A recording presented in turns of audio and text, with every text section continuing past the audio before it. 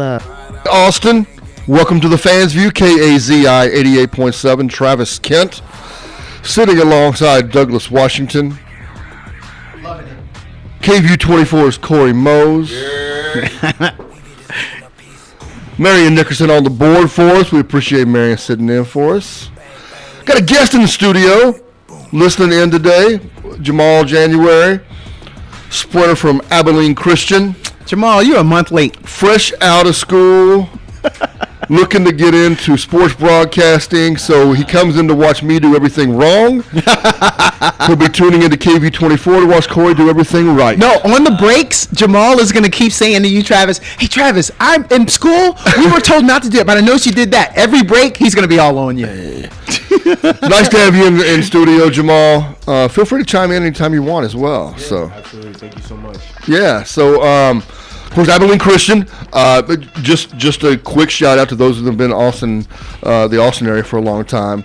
The school that the late great Sean Adams went to. Yes, Sean was a sprinter at Abilene Christian back in the 70s. Okay. And of course, we lost Sean several years ago. A great sportscaster here in the local marketplace. Still miss him to this day. He was very nice to me.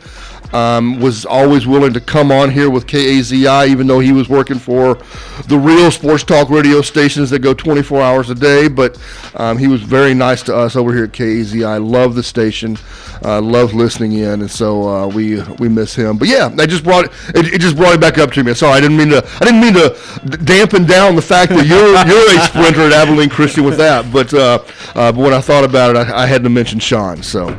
But we got a lot to talk about today. Obviously, this is a big weekend.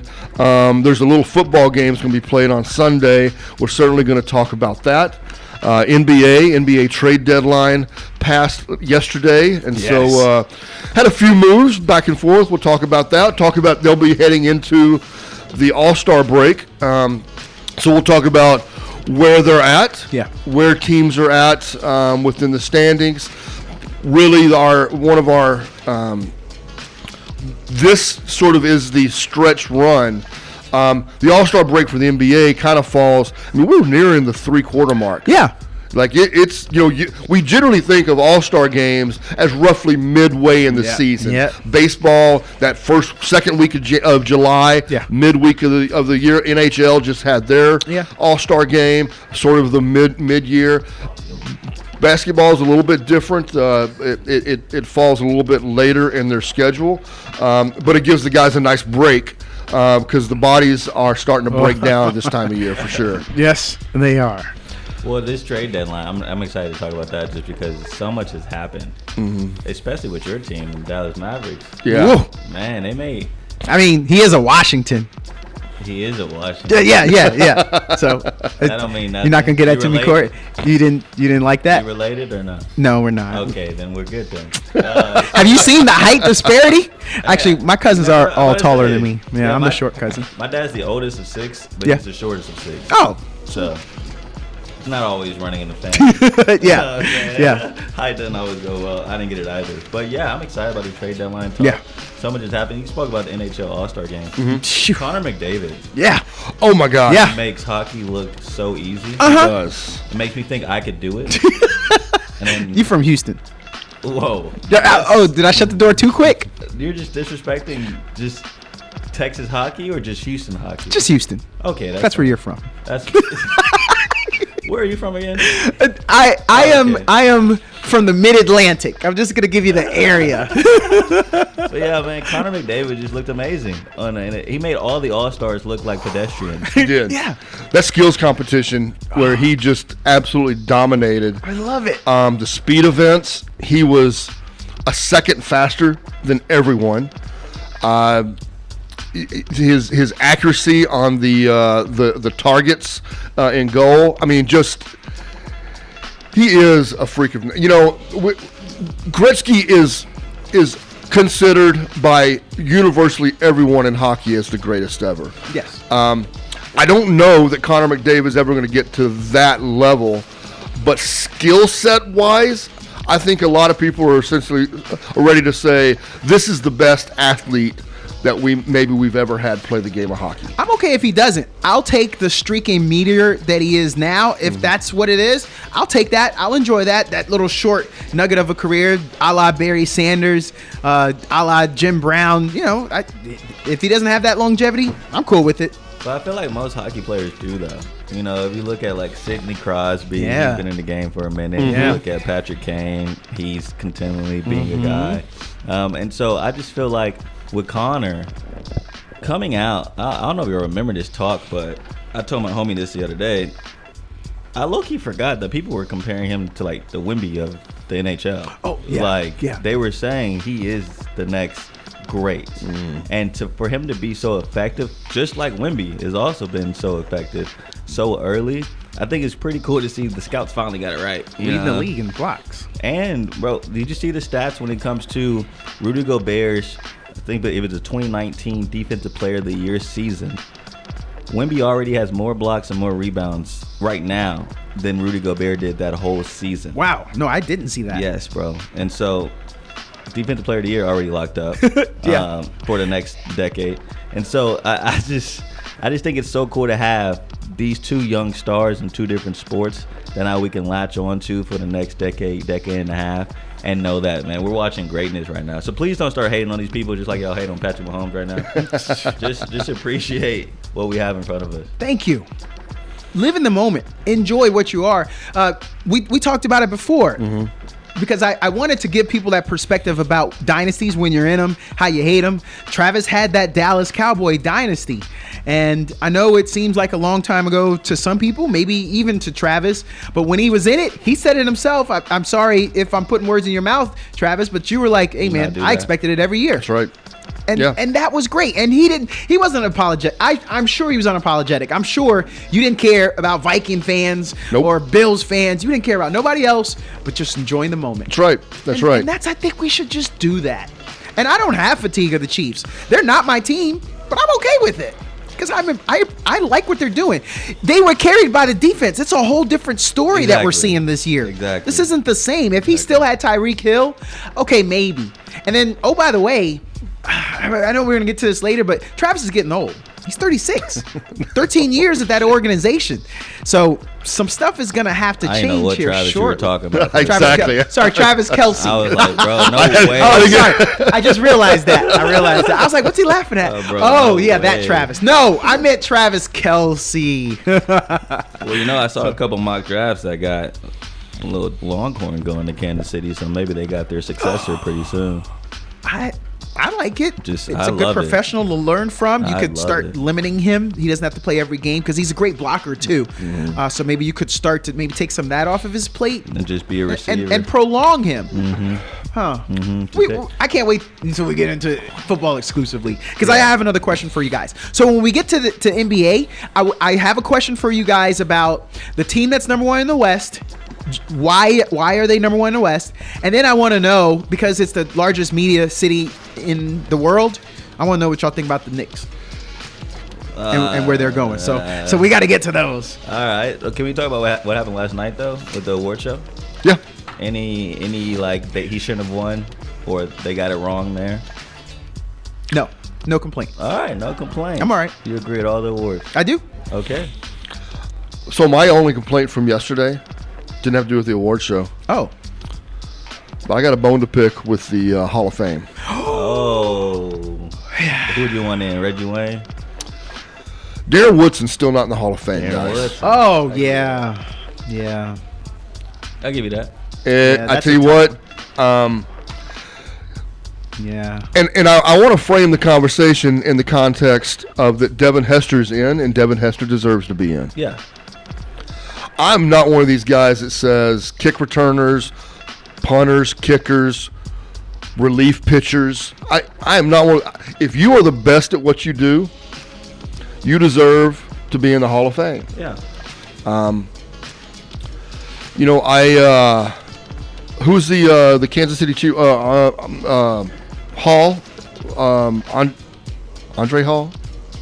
Oh, Dante Hall. Dante Hall. Yeah, Dante Hall. X. Throw up the X. I think Cory doesn't. I think eventually Dante Hall gets in the Hall of Fame too.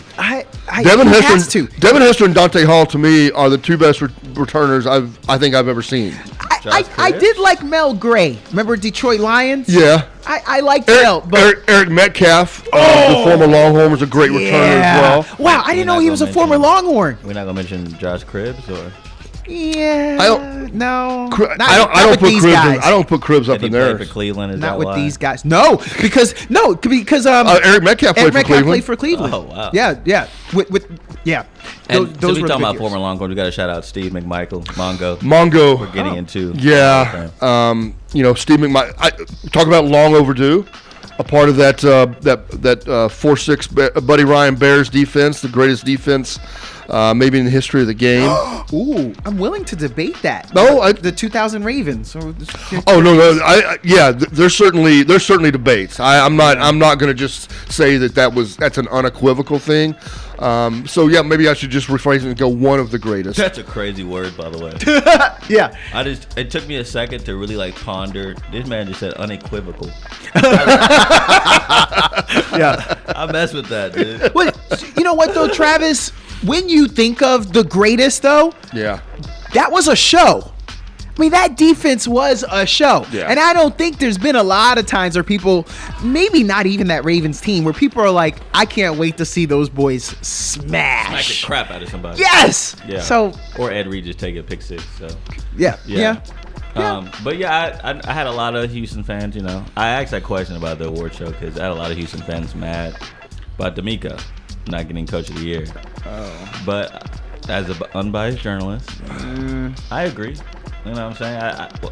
I think D'Amico could have won it. I mean, he lost by one vote, first place vote. But I don't have a problem with Kevin Stefanski. You lost Nick Chubb, you lost Deshaun Watson.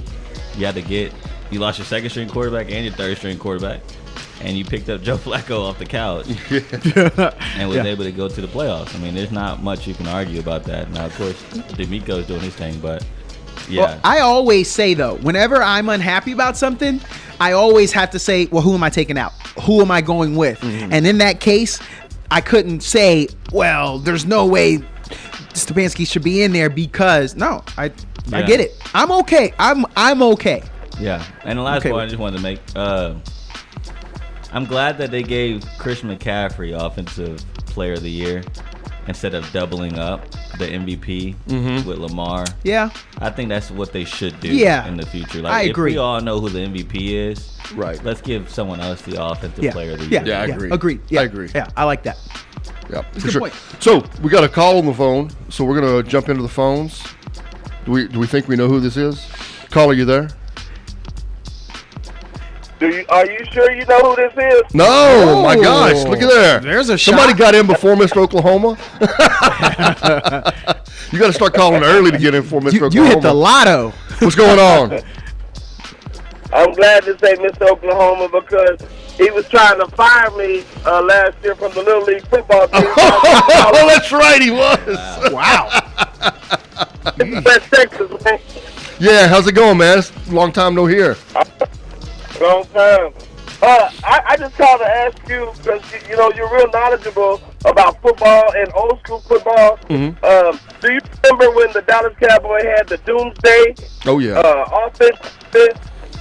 For sure. Are any of them Hall of Famers or all of them Hall of Famers? Okay, so this is a great debate as well because the 70s Steelers and Cowboys, when you look at the dominance they had on the offensive and defensive side of the ball, there are more Steelers in the Hall of Fame than there are Cowboys. Yeah. Randy White's in.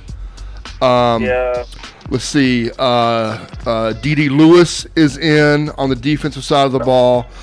But the Cowboys are struggling to get, I believe, did Harvey Martin get in? But Tutal's not in. I can't. There's Harvey Martin is not in. Harvey Martin's not. Okay, so there is a discrepancy when you go back, and of course, Cowboy fans want to call it Cowboy bias. They want to call it a bias against the Cowboys because more Steelers are in. I will admit, Lambert, Jack Ham, They not too tall. Mean Joe Green. Yeah. They had great players who all deserve to be in the Hall of Fame. There are still several Cowboys from that. Rayfield Wright on the offensive side of the ball did get in by the Veterans Committee a couple of years ago, so at least we got him in. Yeah, Michigan Cowboys in as well. Yeah, Chuck Howley's in. You know. But there is a bit of a discrepancy that there are more of those Steelers from that era in than the Cowboys. And of course, I think most people will admit, especially from '74 through '80, Steelers and the Cowboys were the two best franchises in the NFL. Yep. And they were littered with great players.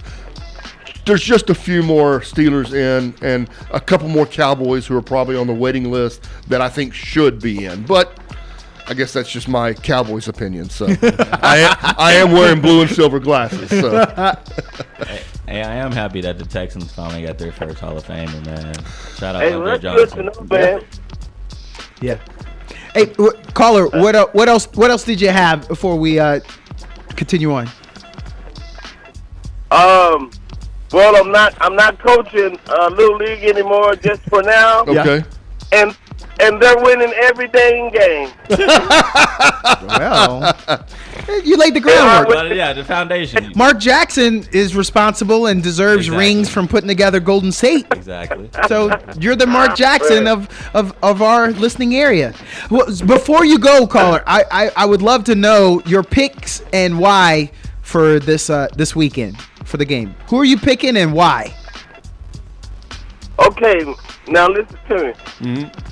I'm not trying to be racist and put the race card out there like that. Well, you already did, but continue. That's not a great way to start. I don't want to offend you, but if whenever you say that, you already have. But go ahead. Come on. What you got? We have two black quarterbacks, right? In this game, no. No. No. No, Brock Purdy. Last time I checked. We don't get to claim him. Brothers don't go to Iowa State.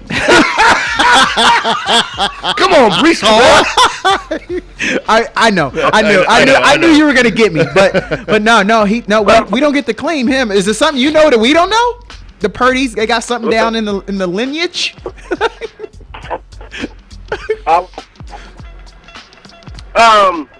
Well, Patrick Mahomes, he's black and he's from Texas. Yes, so sir. I'm gonna ride with it. All right. Okay. I respect that. Those are good. Those are two good reasons. That's right. No, just because, to your point, I think we should embrace the diversity of the game because we all have lived through. You sound like you're close to our age. We know when there was a time that it wasn't. Because I hate that Warren Moon, as exceptional as he is, didn't get the opportunity all the way through. And then we have had on this program, we've had Doug Williams on, and the fact that man finished up number 7 in the Heisman Trophy is laughable. He was you throw 36 touchdowns back then in the 70s. I can understand the offensives now, but you throw 36 back then and you don't win, and all the names between you and Earl Campbell. We got it though. So yeah, it's all about we're moving forward. But Already. thanks for calling in. All right, West Texas signing off. Y'all have a great day, man. We appreciate you calling in as always. Hey, Cory, I don't want to throw shade at Houston, but no. See, that's a horrible way to But see, start. that's how it starts. A horrible way to start. No, Andre, man. Think about what his numbers could have been if he actually had a quarterback. And I'm sorry. Again, I'm sorry to say that, Cory, because we talked last week and you were talking about the years that you guys were doing your thing. You felt good, but Matt Shaw, nah, bro. Nah, I mean, that ain't it, bro. He was playing with. He's not it. He was playing with Sage Rosenfeld Yes. and like T.J. Yates. Oh. I mean, he helped out David Carr a little bit. Yep. You know, a little bit. When but- David could have his feet set and deliver the ball. I felt so bad for that man. He We is the ruined poster his child. career, dude. He is a We he is a ruined his speed bump.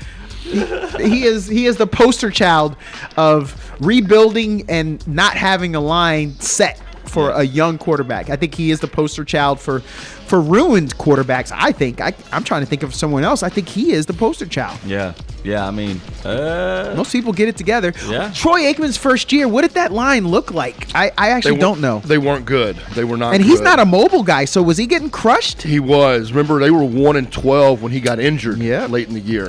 So, yep. Okay, so he didn't even finish the year. even Joe Burrow. Joe Burrow's over his first couple years. Oh, my God. Yes, They were, that line was. I mean, the game against the Tennessee Ridiculous. Titans in the playoffs. Dude had, 8-9 sacks. Still won the game. Yeah, Which is yeah. crazy. But Joe's legit, man. yeah, I is. love Joe Cool. He is. Can we talk about? Are we on football? Well, I wanted to go back. We didn't finish necessarily with the awards. Oh yeah. Because you mentioned it, and then we started talking some of the other. So I just want to go to Defensive Player of the Year, Myles Garrett. Yeah. You both are sold. I don't think you had a problem with it, Corey. Not really. You could have gave it to Max Crosby. I like Max as well. And then of course Deron Bland being out there, but.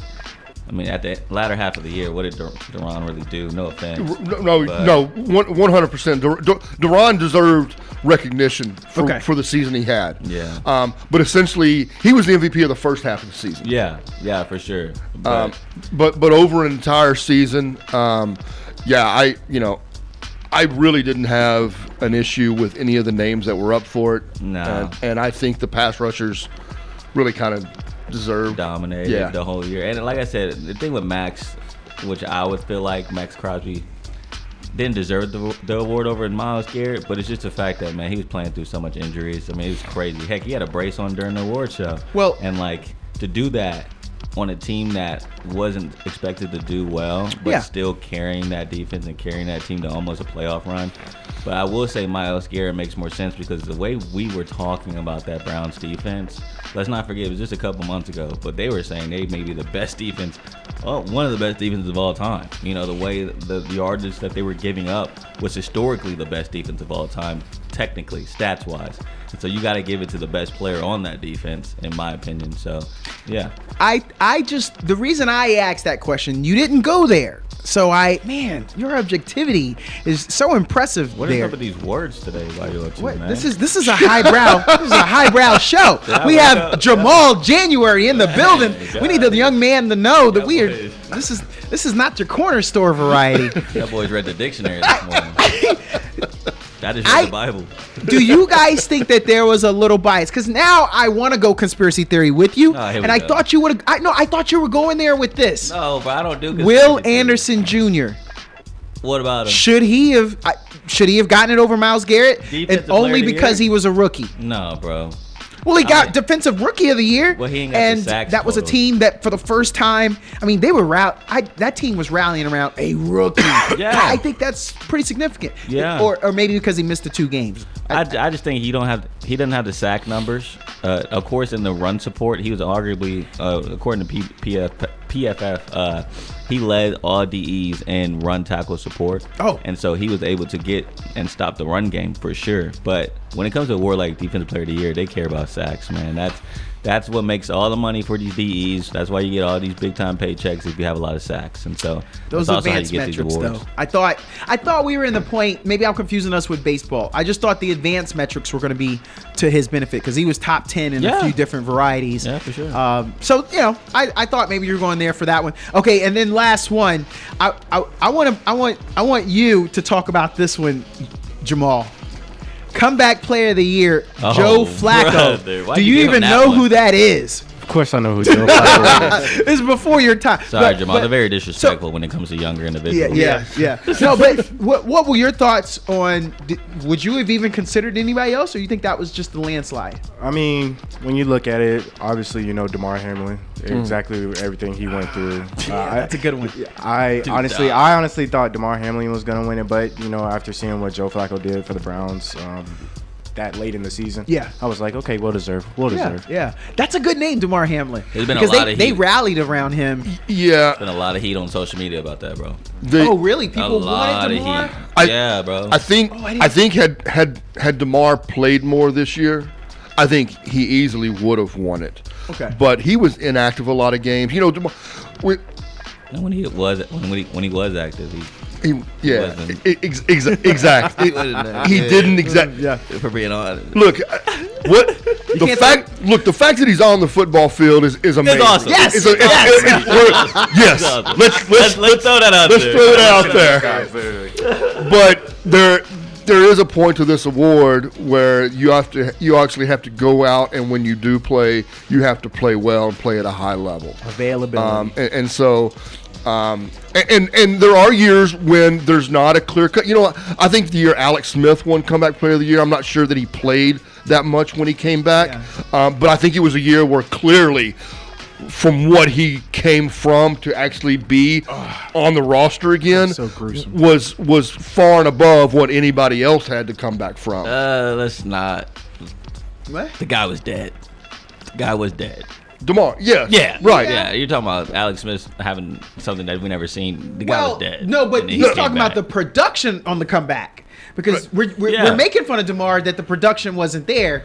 But, man, Alex Smith was all world after that gruesome leg Which injury. is crazy, by the way. Exactly. And that's the argument on social media, though. Like, because we haven't seen Patrick somebody Mahomes come back from the dead, and then except Jesus. I mean, shout out!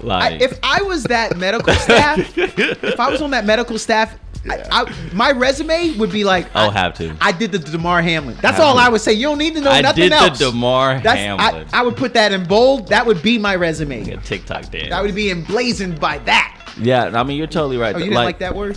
What? Emblazoned. My bad. Missed it. Went over my head. Just trying. Sorry. My apologies. Yeah, I get the break. All right, we got to get to a break. Right. We'll come back on the other side. We'll put a little bit more.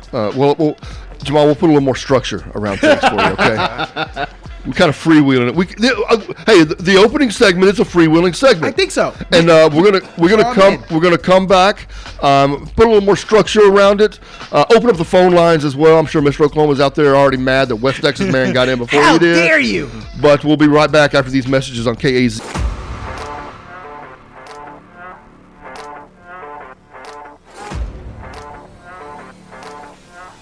And we are back on Fans View. KAZI 88.7, Travis Kent alongside Douglas Washington. On my right, KV24's Cory Mose. Sure. I tell you what, guys. Jamal January sitting in with us. Jamal, appreciate you coming in. Thank you for having me. Marion Nickerson on the board. Appreciate Marion as always. Travis. Yeah. I got to do this, and I hope you'll appreciate it. I feel like I said something earlier. And poor Jamal didn't understand when I said the 2000 Ravens. He was born in 99. Yeah. So he didn't even know he was a 1-year-old keeping people up all night. And I feel like everyone should know who won the Super Bowl the year they were born. So I'm going to help you out. It was the Denver Broncos. The Broncos? For you, 99. Okay.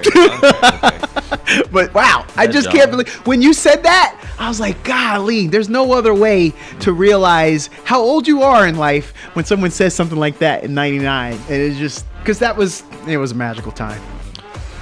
So we were scared. 2K bug. All right, so we got a call on the line. We have confirmation. This is Mr. Oklahoma. Mr. Oklahoma, you there? Yes, sir. Yes. I'm here. Fire away, Mr. Oklahoma. What you want, dog? Hey, you know what, man? I love you guys too, because that's all I hear my name. Miss Oklahoma. Miss Oklahoma. Hey, I love you guys too. I'm gonna tell you, when your reputation precedes you, I mean, there's a lot of people we could be talking about, but when we bring you up, man, you've made an impact. Well, thank you. So, but I want to bring up, man, Travis. Yeah. Hey, I got through to the Paul Feinborn show. oh, I finally got through it. I finally got through Lord have mercy. And, man, I got good news for you Texas fans. Okay. I asked Paul Feinborn how you think that Oklahoma and Texas going to be doing the SEC. And he said that Texas probably going to be in the top 5. whoa. And Oklahoma is going to probably be in the top 15. So I talked to Paul Feinborn, and I finally got through. You know, that sounds about right. Why didn't you want to ask us? Yeah, you want our opinion? Yeah, I'm about to say. You respect Paul more than us? That's crazy. That's crazy. You didn't even give us a shot at it. Yeah, I know, man. We would have said the same thing. You know, there are a lot of people. Look, I don't listen to Feinbaum on a daily basis. Obviously, he's a part of ESPN's college football coverage on the weekends during football season, and that's most of my exposure to him. Some radio show. Yeah, I tell you, he's regardless of whether you enjoy listening to Paul or you don't enjoy listening to him, he's a great radio man. Mm-hmm. He's built an empire in an area of the country and focused on an area of the country that just clamors for anybody to listen to them talk about their team, and he gives them their outlet. Yeah. And it is fun. It is a good listen. Sometimes it's not understandable. Yeah. There's a lot of there's a lot of homerism on his show from the callers, but he's a great radio man. He's and has built really an empire. Would Mr. Oklahoma, would you look down on me if I didn't have UT in the top 5 next year? Because I think I am alone on that. Well, man, I was really curious. Since we going to a new conference. Yeah. And I was just kind of curious. Where would we stand in that conference? I think at where I have them is right behind Georgia and Alabama, because my 5 are Georgia, Alabama. Oregon, I think, is going to still rock, and then I'm bringing Miami up, and that. So I have them number 3 in the SEC. Well, you got Miami in your top 5? I do. I think it's going to be a good year. There's going to be a vacuum with Florida State, and Miami is going to have a great year. Can we write this I'm down? on. Well, yeah, I'm going to make I stand behind my predictions. I rode with the Cowboys all the way to the NFC Championship. No, I just want to come back when Miami isn't ranked at the end of the year. I just want to come back to today. Going into the year. No, he's talking about the end of the year. Okay, then I'll hold it. I will hold it.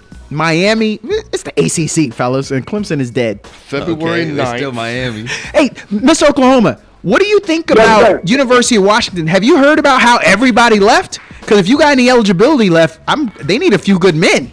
Everybody left. They've just been raided by everyone else, just coming in and stealing. Jamal gets it. See, he's laced. You're locked in. You're on the X. You're on the TikTok.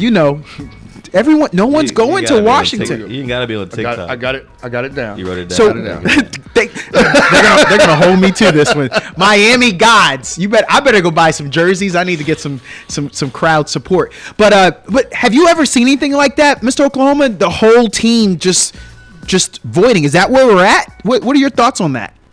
What you talking about? They're in the transport portal? Everyone's leaving since the coach went, because he went to Alabama, since we were talking about it.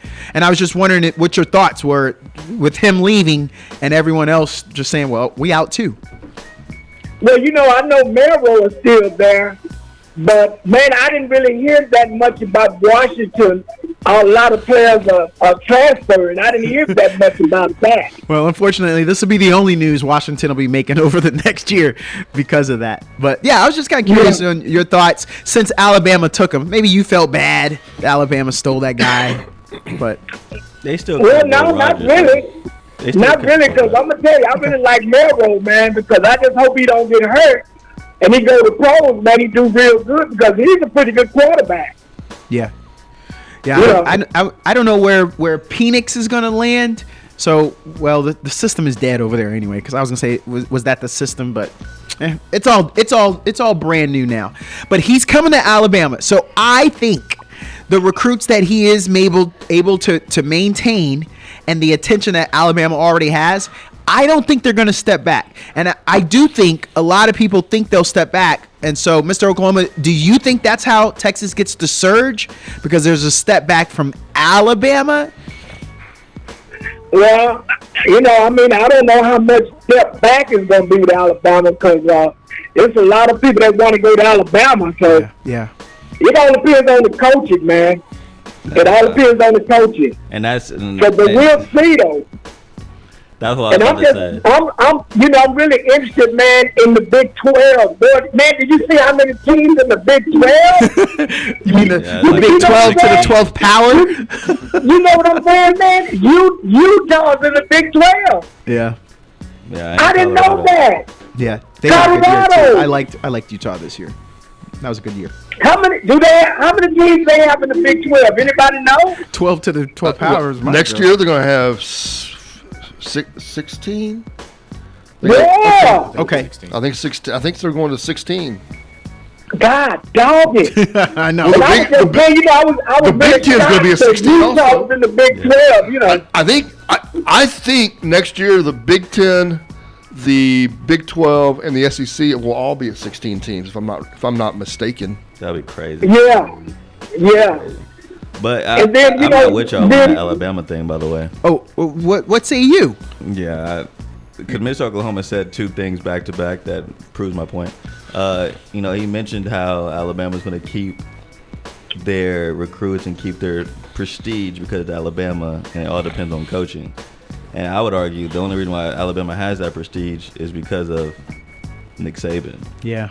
Now with him not being there, I don't think Alabama gets that Alabama discount anymore when it comes to NIL money.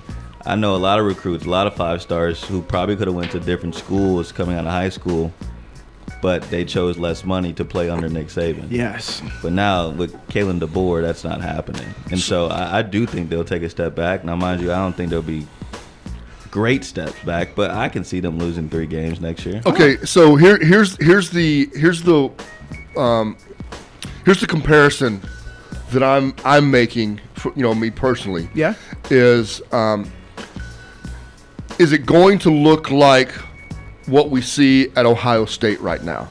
When you had Trussell and then you had Urban Meyer. Yeah.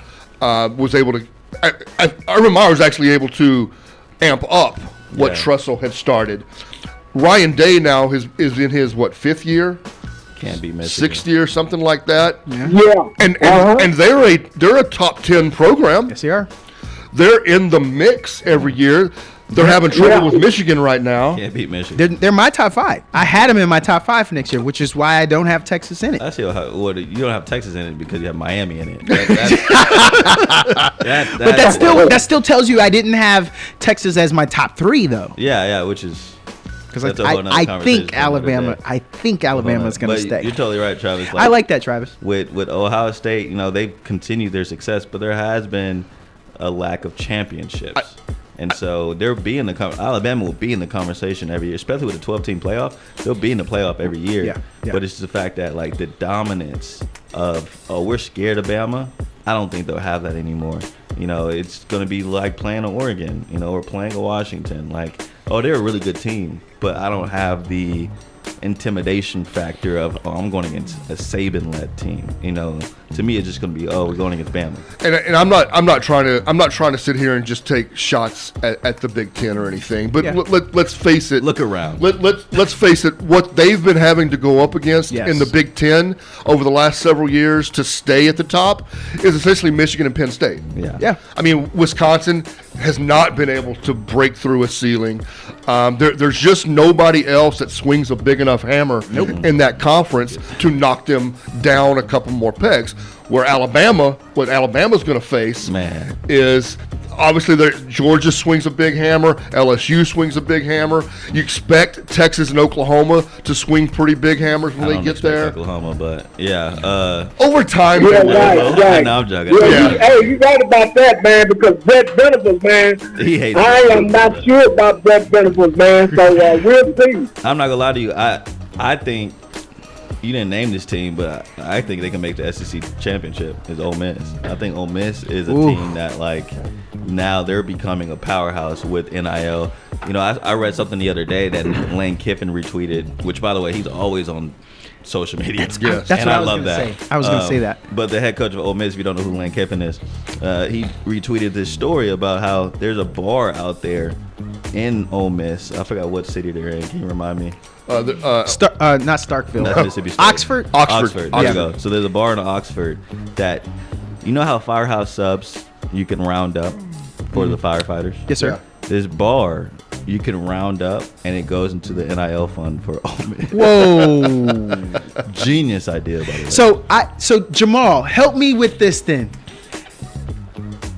Lane Kiffin, to his point, is the new swag. Harbaugh's gone.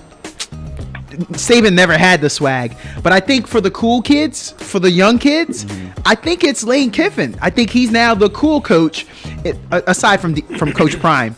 I think he's the cool coach, other than Coach Prime, that you want to go to. And I think, to your point, I'm saying this to support you, Cory.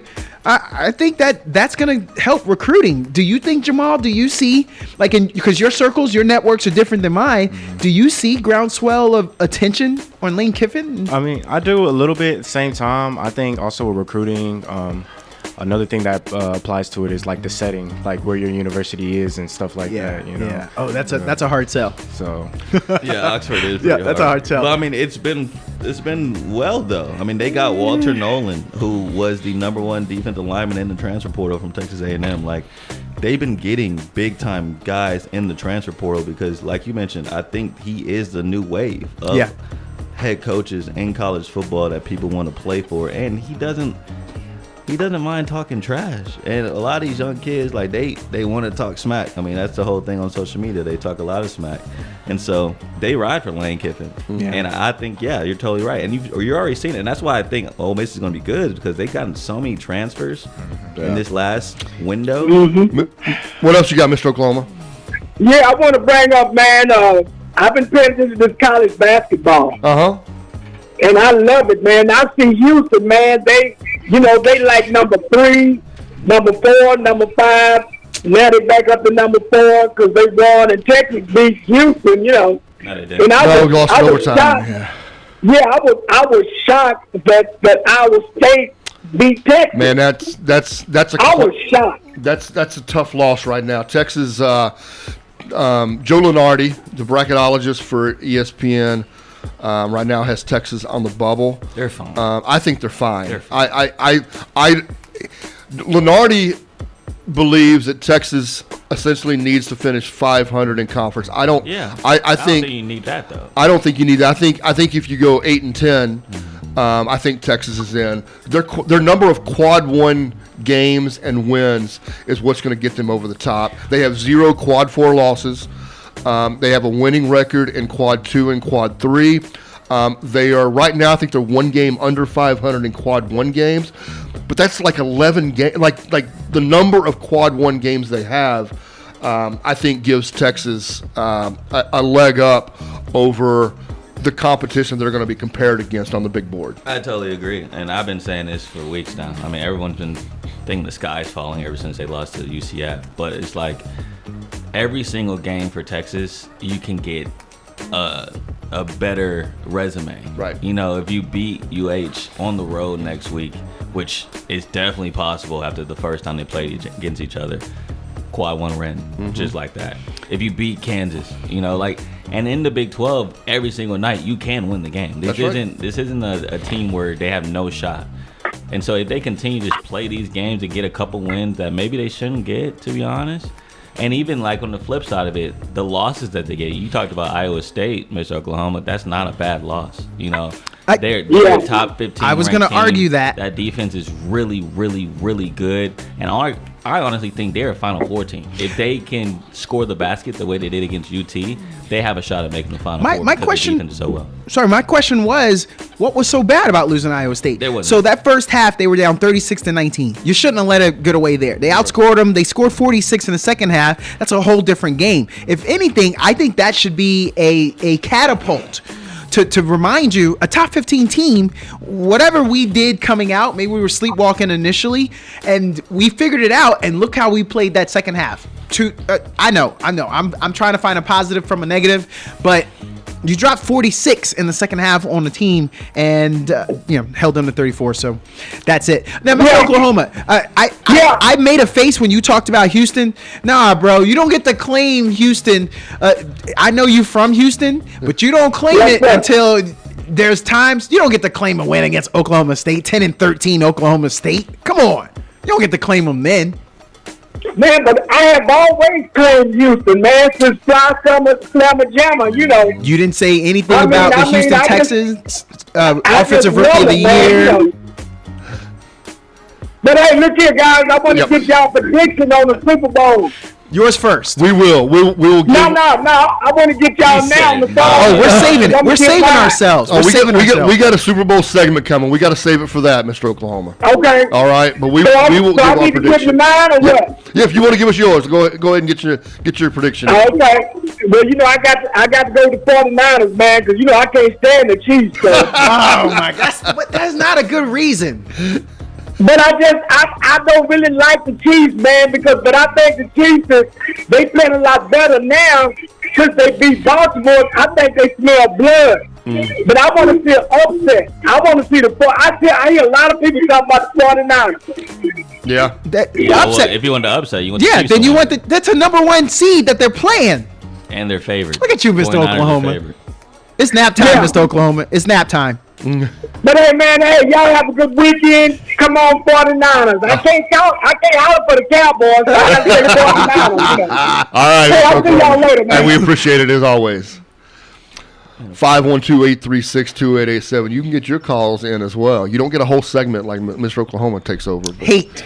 Okay, so Jamal, we were talking about, so in your lifetime, this is your dynasty, the Chiefs. Are you tired of them? To be honest with you, I can't be tired of them because, you know, when Patrick Mahomes first came in as a rookie, seeing what he did. So I used to be a Texas Tech fan just because I was in school at Abilene. Yeah. And I've been watching them ever since. But I'm liking what Mahomes is doing, you know. So my team is actually the Dolphins. Okay. And the fact that we were able to steal Tyreek Hill from them. Yeah. And then he still went there and won a Super Bowl without him. Yeah. So, yeah. I mean, Patty Mahomes is just so dominant. In my opinion, you can't really hate him sometimes, you know? I like it. And the Dolphins are back, baby. Belichick is gone. Yeah. We don't know what the Bills are from year to year. So people were telling me we can beat the Bills, but at the same time they always beat us. It's kind of, to me, it's like a don't forget who's your big brother kind of moment. Yeah. You know? Yeah. And then the Chiefs are the Bills' big brother. Absolutely. Yeah. Kind of how it goes. Yeah. Little family tree. There's a hierarchy on it. there. I like McDaniel though. He's a cool cat, man. Swag. I watched the Hard Knocks episode, and like you can really get to tell, like, oh, I see why the players like him so much. Yeah. But they gotta get some, like, to me, they're too much of a finesse team right now. They're in that stage, like the LA Chargers. They need some like dogs, like dudes that's gonna like really talk trash and like set people straight in that locker room. I think that's what they need on that roster with Tyreek Hill, Jalen Ramsey, a bunch of superstars. But like someone needs to keep them in check. So what do you think they need? Like personnel wise? So you're saying it's personality that they need now, not necessarily chasing anyone they free need agents? a mean guy. You know what I'm saying? They just need somebody that like you know, that just brings that stench. I do. You know, and I don't think they have that on the roster because at the safety position you got Javon Holland, cornerback you got Jalen Ramsey. You know, at the defensive line, tremendous defensive line. You know, when it comes to Cameron, Lord have mercy, DT out of Clemson. Can't think of his name right now. Christian Wilkins. Jalen Phillips, great linebacker. You know what I'm saying? Thank you for that. Heck, Achane, Tyreek Hill, Jalen Waddle. Oh, they're stacked. Tua, like every single position, they're good. Offensive line, that's maybe where you need some help. They got Teron Armstead last year, but he was hurt half the season. And honestly, if we're being real, like that defense got hurt a lot. You know, the Jalen Phillips injury really, really messed them up. Of course, like losing all those guys in the front seven, you got to see why in a cold game against the Chiefs you can't cause pressure, and Patrick just tears you up, and they just run the ball right through you with Pacheco. They don't have anybody on that front seven because everybody was injured, and so who knows, when they come back fully healthy, they could do something. Bradley Chubb getting hurt this year as well. Like, everybody getting hurt on that defense. So, are you worried about the Jets with a healthy Aaron Rodgers coming in next year? Because your division's going to look different with a healthy Aaron Rodgers. I mean, the owner came out and bashed Wilson. I don't know if you guys heard that. And the heat is on Robert Saleh now. So he's been on Saleh. Yes. So what's going to happen with a healthy Aaron Rodgers? Do you still feel excited? Because now you got to play the Bills twice, Aaron Rodgers twice. Just beat up on the Patriots. I am a little worried. I ain't gonna lie, I was really worried this year. Yeah. And then I saw him get hurt the first game and saw Zach Wilson. You're do like, what he phew. does. So I was like, yeah, literally, phew. Yeah. But yeah, I'm a little worried about Aaron Rodgers' I would be. He's a great quarterback. Just because free agents, I don't know what their salary cap looks like. I had that open. I want to look at that again. But I think I might want to go to New York and play with Aaron Rodgers. And there could be some opportunities because it's a win now proposition for them with that defense in that division. Smack around. You know you're going to smack around the Patriots. Okay, maybe you do have to worry about the Bills and. I don't know. It's a tough division. It is. That's one of the toughest divisions in the NFL. I talked myself out of it. Yeah. Maybe as a free agent, maybe I don't want to go there. It's a real tough division. And you got to realize if you play with Aaron Rodgers and in New York media, I think a lot of players do consider that when it comes to deciding where you want to play at. Media does play a factor because if you make one mistake, that's why people don't want to go to the Lakers. Yeah. They know if they make one mistake, oh my goodness. So Travis, if I could do this, then I would ask you the question: would you, as a free agent, would you be worried about his health? You're going there, you're putting all your eggs in a basket for Aaron Rodgers. Would that factor in? Yeah, to your decision. It would, but you know, it depends on what stage of your career you're in as well as a free agent. You know, because look, if you're on a If you're on the back end of your horizon, but you're still useful, I think I would take a shot and go play with Aaron. Okay. Because as a free agent on the back end, especially, you're looking for either the last big contract, or you're looking for the title. Yeah. Those are your two main things. Do I finish off my career with the most money I can get, or do I finish it off trying to chase that championship? And there's only a handful of teams every year that you look at to start the year off and go, that's a championship caliber team. And when you have only a handful of quarterbacks in the NFL, I think there's less than a handful of quarterbacks in the NFL who have a Super Bowl title, and you get a chance to go play for one of them.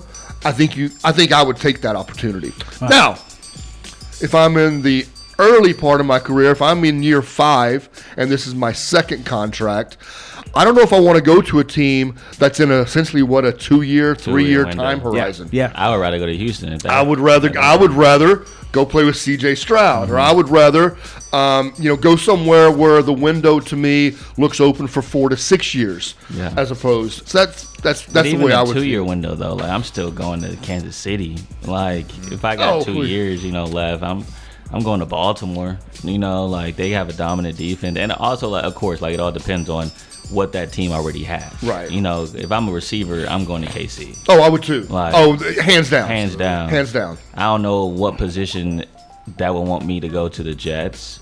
To be honest, maybe defense, like linebacker, but linebacking core is ridiculous over there for New York. Maybe D-line, but I think there's better options than New York, to be honest, especially with a guy coming off a torn Achilles. Well, that's why I had it open. I know we got to go to break. So on the other side, let me just continue that, because that's why I had it open, and you guys segued right into it. So I would like to talk about that cap space and the opportunity for free agents, because I think you're going to be surprised by something, and I hope you guys don't have it open in front of you, because I do. And I just want to see you in your surprise. All right, so let's do that. Let's get to FM dial. Okay, Marion. We are back on the Fans View, KAZI 88.7. Travis Kent alongside Douglas Washington on my left. KVU 24's Cory Mose on my right. Jamal January sitting in, chipping in when he's got something to say. Ms. Marla has stepped in to the board. That's why it sounds so much better. Okay, so then that was you? You brought that one in there, and Marion would have brought us back to Amarillo's finest. My cactus sprung a leak. So the free agent. Yes. Okay, so the reason I brought that up is because there was something that caught my eye the other day, and I was just shocked. The number 3 team for cap space is the Texans. Yeah, dude. So you have a young team with that talent, with that direction, and so it's the Commanders, then Titans, then the Texans. We don't know where the Titans is going to end up, so no one's going to do that. But I think man, there may be a run on free agency. Everyone's gonna flock. You get the number 3 largest city in America. You get that warm weather. You get that indoor stadium. I mean, that's why they're set up for success. They really bro. are. Dynastic. The way that over half their rosters in their first contract. and, and the reason why they have so much cap space because they had a bunch of 1-year deals. I mean, they got a bunch of free agents that were in the latter part of their careers, and they're like, look, we'll get like a prime example, Devin Singletary. Devin Singletary coming out of Buffalo. Yes. Didn't know what he was going to do. We signed him to a 1-year deal. Yeah. It's a prove-it year. And that's what they kind of built this roster on with the rookies is like, prove it. And so they didn't know what they were going to be this year. And it turned out they're a playoff team, so they set themselves up. So now it's like all those expiring contracts are up. Now the question is, who do you pay? Because some of these prove-it guys did prove it. Yeah. And so, what comes to mind is a dude like Jonathan Grenard, who had about 12.5 sacks this year, who his contract is up, and so that's a DE position, very important position. He plays opposite of Will Anderson, and they play well together. Yeah. Do you re-sign him to a big-time contract because he deserves it, or do you let him walk? And so those are the decisions that Nick Caserio is going to have to make. And by the way, I know we bypass this during the award show stuff, but Nick Caserio not winning General Manager of the Year is ridiculous, in my opinion. You hire the second place coach of the year. You draft the offensive rookie of the year and the defensive rookie of the year, and you have third most cap space still after all that. How are you not executive of the year? Oh, and I don't playoff know. team. And a playoff team. Yeah. But that's a whole other conversation. But he set this team up for so much success right now. And I think if you're a free agent and you got a young quarterback, you got pieces already there, a thriving young coach who everyone loves, who also played the game, why aren't you going to Houston? And you've got 4 years now with a quarterback who's not going to be making $40 million like Dak Prescott is and like the other top quarterbacks are. So you've got that money. These next 4 years, you can put dollars at any position you want to strengthen things up and make your run. And it would not surprise me at all if in the next 3 years we don't see Houston in a Super Bowl. So then, Travis, since I made you the free agent before, I want to make you the free agent again then. So I told you about the Texans. So 2 spaces down, you have a choice to go to the Bengals. Another space down, you go to the Lions. So, Jared Goff, Joe Burrow, or C.J. Stroud? Which as a free agent, you can make yourself whatever you want. Yeah. Where would you go? No, as a free agent, I would rank those 3 opportunities as Houston first.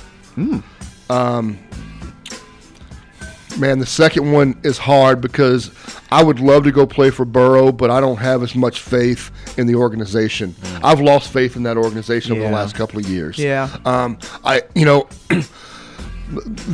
The quarterback wide receiver combos that they have and the offensive side of the ball are fantastic. They're on the verge of squandering away their best window. Yeah.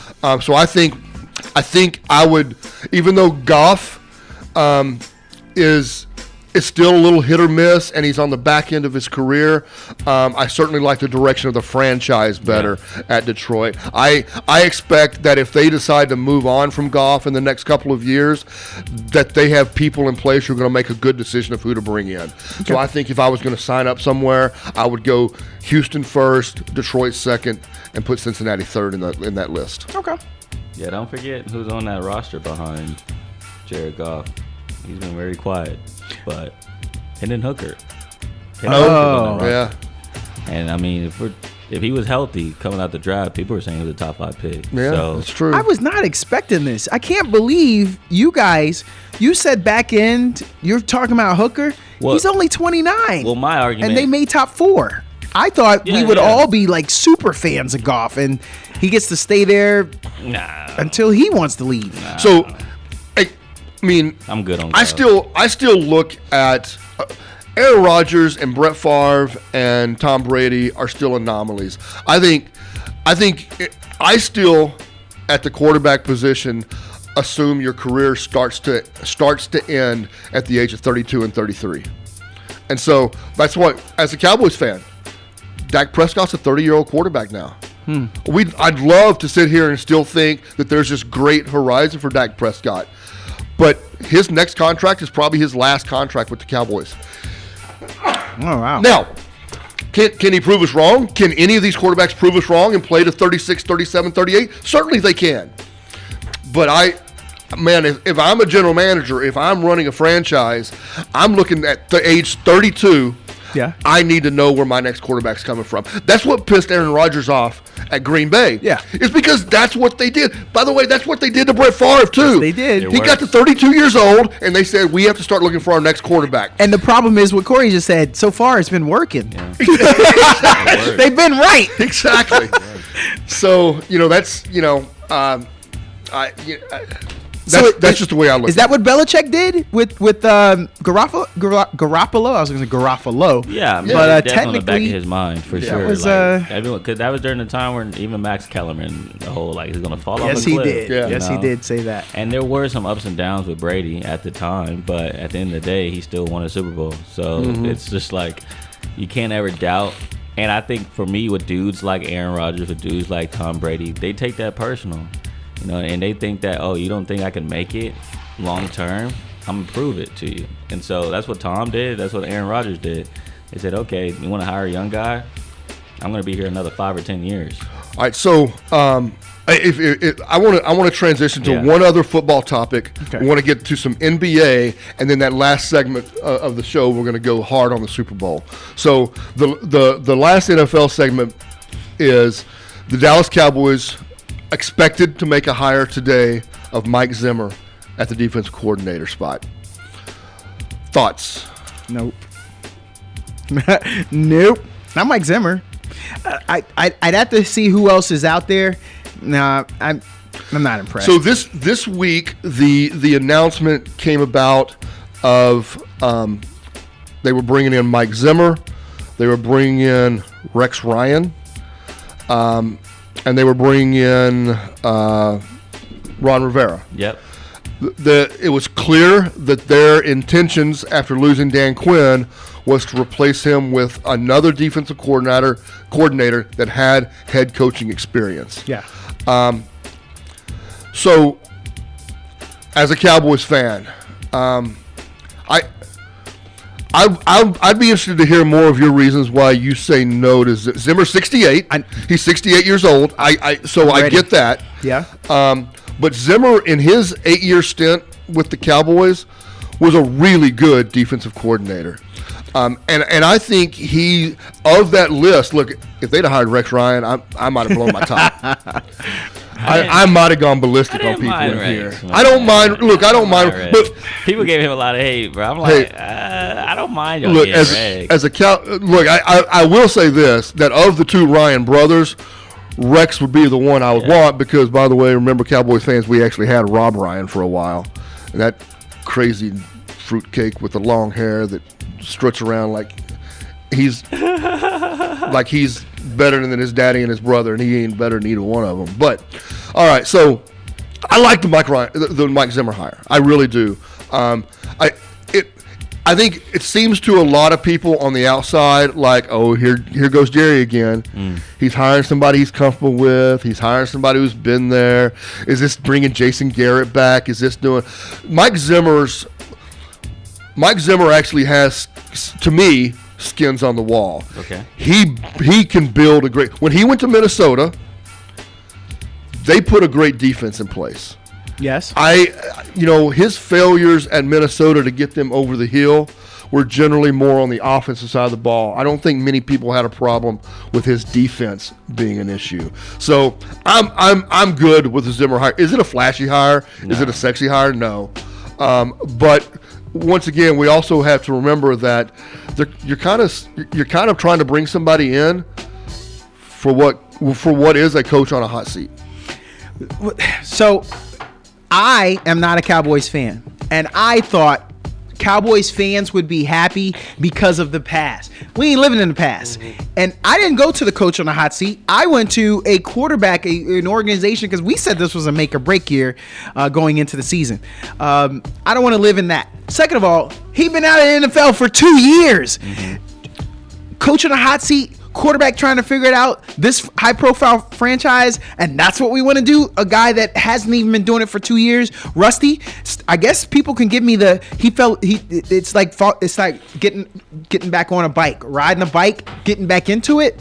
Nah, I'm good. There was a nice young guy. What on the defensive side of the ball has changed in the last 2 years that make you think that the game all of a sudden has changed? Like if you told me we were going to bring Barry Switzer as your offensive coordinator, I go, really? We're bringing the wishbone back? Well, right. So that the age is where I was going. Yeah. Remember we were talking about how young everyone is getting, all the coaches are getting? That's where the trend is going. I wanted them to go with the trend. So 2 years away, 68 years old, being able to get some young players going, that was my hesitancy. That doesn't mean he won't be successful, but that was my hesitancy. And I thought that's why Bill Belichick's not getting a job offer right now. It's because of his age. And then here's the last thing. There's a young guy, 36 years old, over there in the Texans, and Slowick. That's offense, though. That was offense, yeah. So though. I wanted to go with a young coach, and he's 36. Sorry, he's not the one, but I wanted to go a young up and comer to just to light the fire over there in the Cowboys organization is what I thought. Well, and they had people on their staff, but it because I think a lot of people, there was a lot of support for both Al Harris and for that actually went to DC to follow Dan Quinn, who was the passing game coordinator underneath Dan Quinn, and now he's going to take over the defensive coordinator for Dan Quinn. And there was a lot of support for either of those guys to take over. The defensive backs all came out, especially Trevon came out in support of Al Harris. But it was clear that they weren't going to hire a defensive coordinator without head coaching experience. Okay. Yeah. Brian Flores, 42 years old. Brian Flores. Yeah. Brian would have been cool. Yeah. I don't look. That's where I'm guy. a big scheme guy, and I think that just being around football, scheme means a lot. Coaches mean a lot to these players for their success. And one thing Mike Zimmer is known for is man coverage. He loves to use man. He loves to do bump and run. He loves to press. And that's something Trayvon's really good at. That's something Deron Bland is really good at. And that's something Stephon Gilmore is really good at. They love man coverage. If you look back into that playoff game against the Green Bay Packers, people were complaining because they were in the zone for 80% of the game. It's like all year long, y'all been in man. So why y'all bring zone against this rookie quarterback? And so I think they wanted to go with the scheme fit, which to me, this does fit the scheme of having man coverage corners. But the problem I feel like right now with this roster is Zimmer is also really, really big on safety help. Back when he was with the Cowboys, Darren Woodson was a big part of that defense. And so he utilizes safeties heavily. Even back in Minnesota, Harrison Smith, when they drafted him, he became an all-pro safety because of Mike Zimmer. And so I think right now with this roster and the Cowboys, that's one thing they do need to figure out. Yes. If they're going to hire Mike Zimmer, they need to get a safety that is a legit safety and not a hybrid. Since Zimmer left, the Cowboys have ignored the safety position.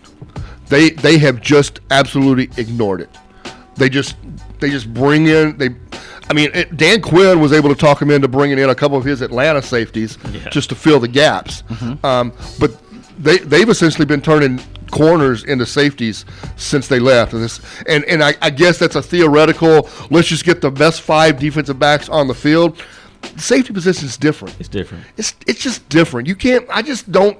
There are corners who have turned into good safeties. Yeah. Michael Huff at the end of his career turned into a really good safety, but it's such a different mindset because of the focus on being able to support the run and step in and play essentially quasi-man coverage at times on athletes that are generally bigger than you. You get matched up with a lot of tight ends.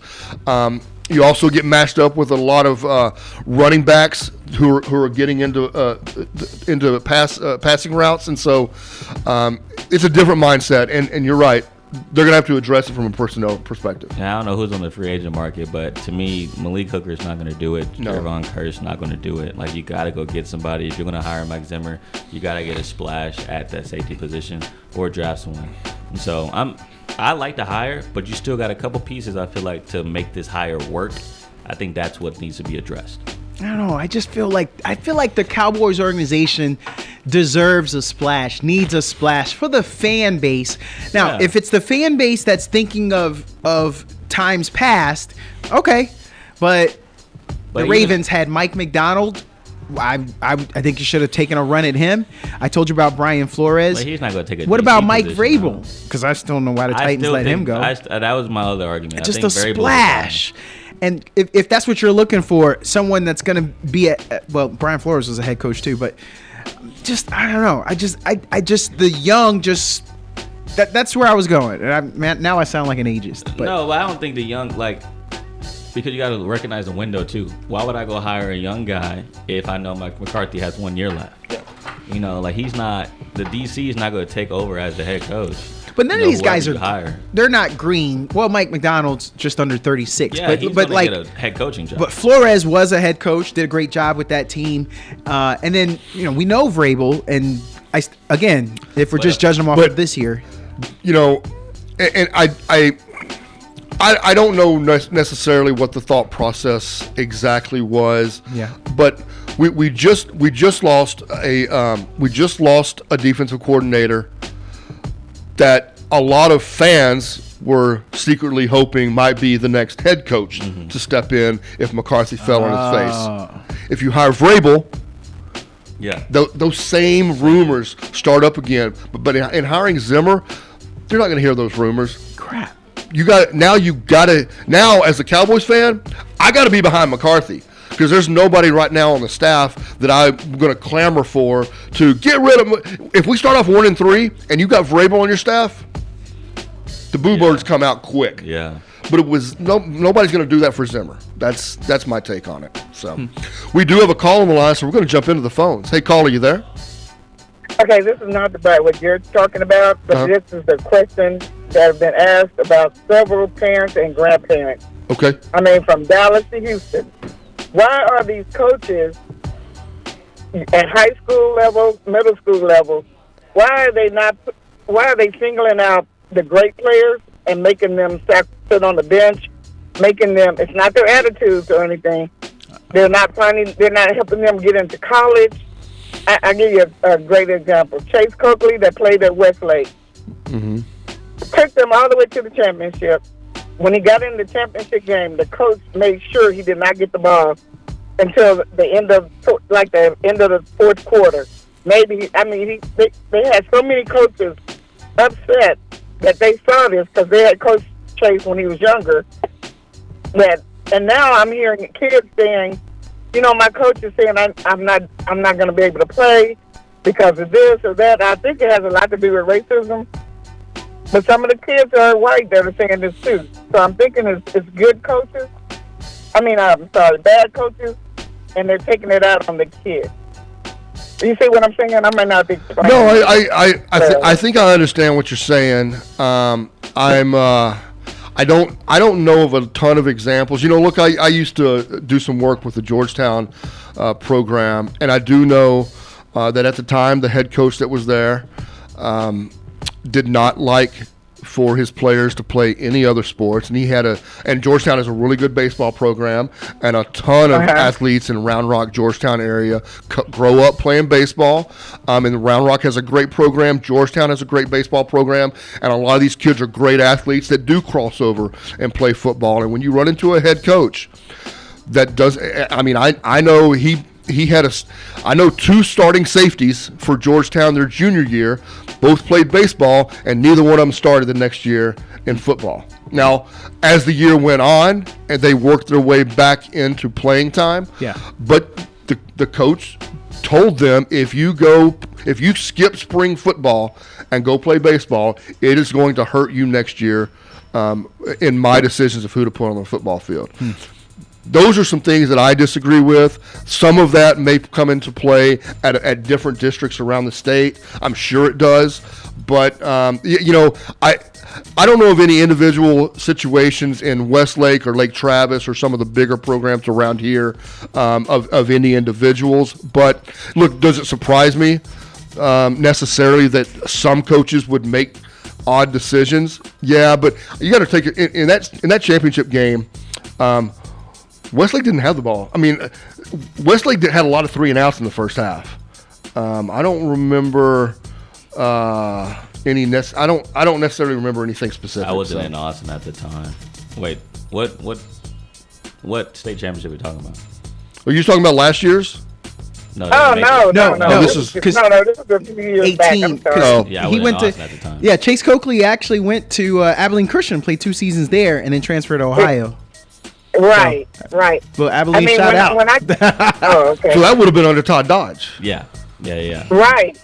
So yeah, Right. I don't really. I think the other conversation is, and now mind you, before I say this, I will say there's a lot. I am around the high school football environment every day. Mm-hmm. There is a ton of great coaches in high school football, Yes. especially in Texas. I want the best for these kids, and I want these kids to move on to college. I know a lot of coaches that put out these players' tapes on social media, but of course, there's bad apples everywhere, right? And so the only bad apples I've kind of seen is more so the coaches that are trying to move up and to move to college, to go to that next level. So they don't want to have that notion of, I'm going to depend on one kid. I'm going to prove that I know what I'm doing with my system. Yeah. And so I'm not going to force feed a kid a ball. Even though he is arguably the best player on the field, I want to prove a point and say that, no, my system is really good too. Yeah. I think that's where you kind of have that overlapping of just a self-righteousness, and wanting to move up in your profession, but not understanding that, hey, just give this kid the ball, you're going to win the game. And sometimes they don't have the humility to do that. Yeah. They want to prove that they're a good coach by just not calling a play for a kid. So I think that's punishing the children. Mm-hmm. Yeah. No, I've seen it in hockey as well, because my grandson plays hockey, and it's like, coach, you're not even coaching him.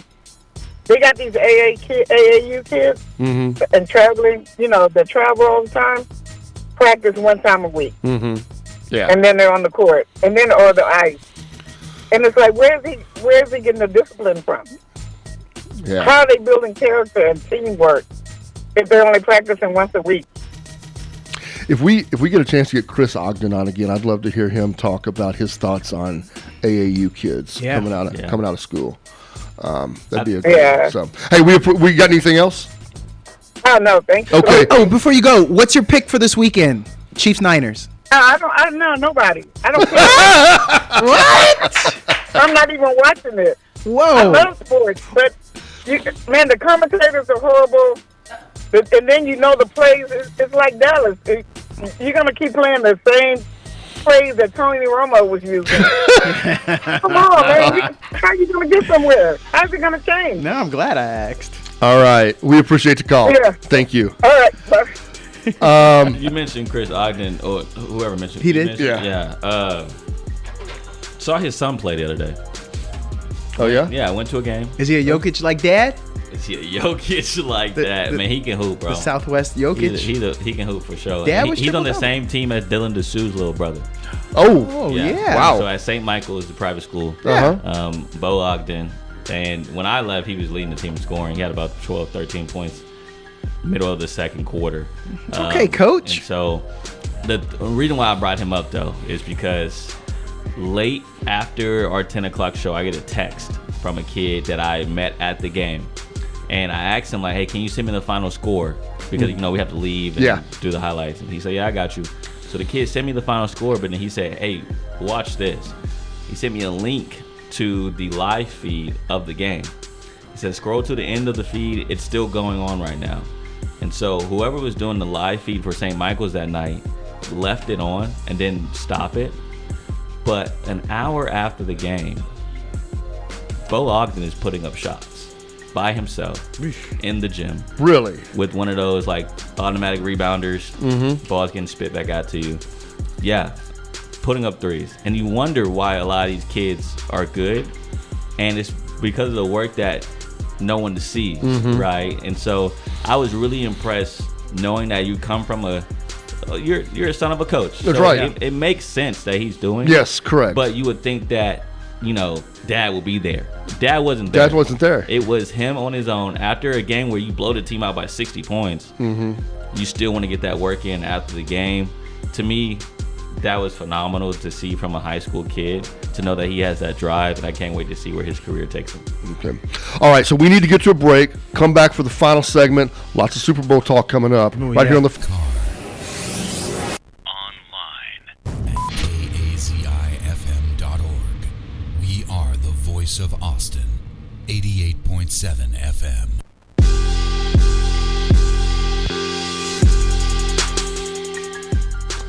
And we're back on the Fans View, KAZI, 88.7, Travis Kent, Douglas, Washington. KB24's Cory, Mose, Jamal, January sitting in with us. Marion Nickerson back on the board.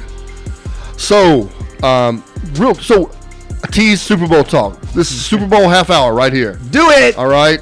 Sorry, NBA fans, we didn't get to NBA talk, but man, you got like the rest of the spring, rest of the winter and spring for college and NBA basketball talk. So you'll get your fix in here pretty soon. Do we want to have a quick discussion about what we were talking about in the break? I do, because Okay. it is divisive, and some callers may want. Hopefully, we don't get sidetracked by them. So our previous caller mentioned she's not going to watch the Super Bowl. She mentioned the announcers. This is a CBS game, so we will have Jim Nantz and Tony Romo. So Tony's not good.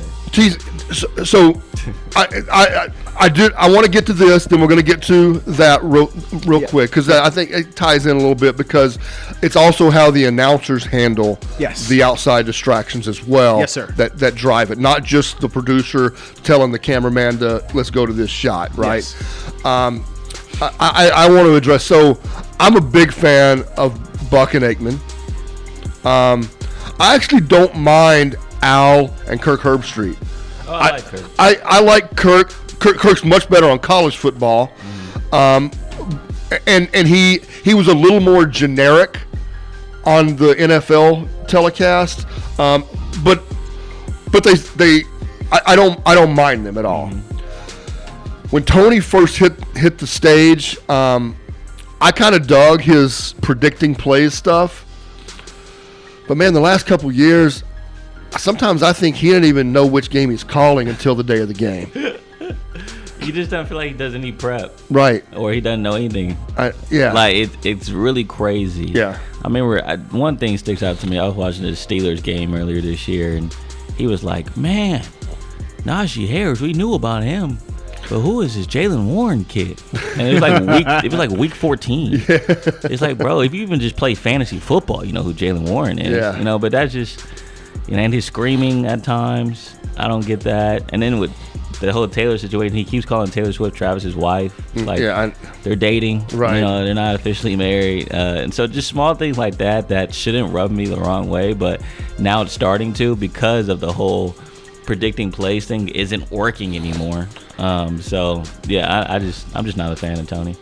So last comment on that is, with Tom Brady coming in next year to the Fox crew, which I hate. I do too. Because you mentioned everybody except him, but I love Greg Olsen.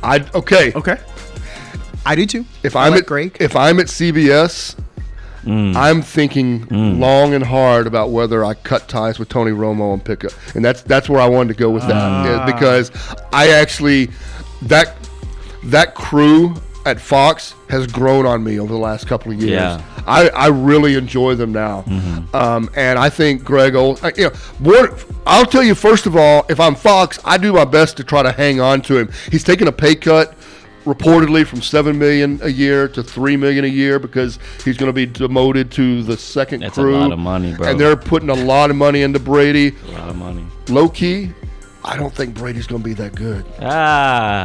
Don't doubt. I can't doubt.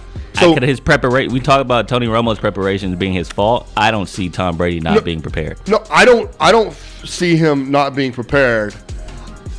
There's also something to me about just the sound of a voice. something about Tom Brady's voice turns me off. Like I don't like the sound of his voice.